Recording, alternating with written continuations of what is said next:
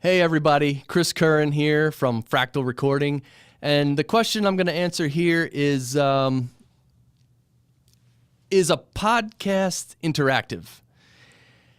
And the answer is sort of no. I'll explain. So a podcast is just a piece of audio uploaded to the internet, and people can subscribe to it and download it. So in that sense, no, it's not interactive, because when you're hearing a podcast, you can't pick up the phone and call the show host and ask them a question. Okay, so in that sense, it's not interactive. However, I'll tell you a couple ways that people do use to make their podcasts semi-interactive, if you will. So one of the ways they do it is some podcast shows, they'll set up a voicemail box phone number where the listeners can call in and ask a question.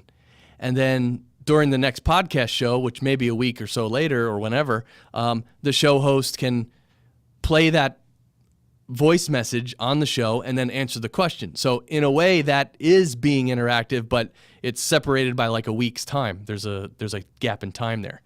And I'm sure the same thing with, you can email questions to a show host and they can answer it at a later time. So in that sense, there are ways you can make a podcast interactive, but strictly speaking though, when someone's listening to a podcast, they're just listening to a piece of audio that's already been recorded and already been uploaded.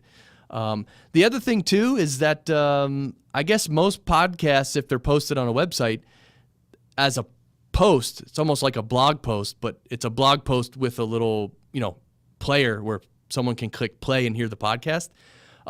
You can comment on that podcast after you hear it, and maybe other people will comment back, or obviously you could ask the show host a question. Maybe they can answer you through the comments or through an email or anything else.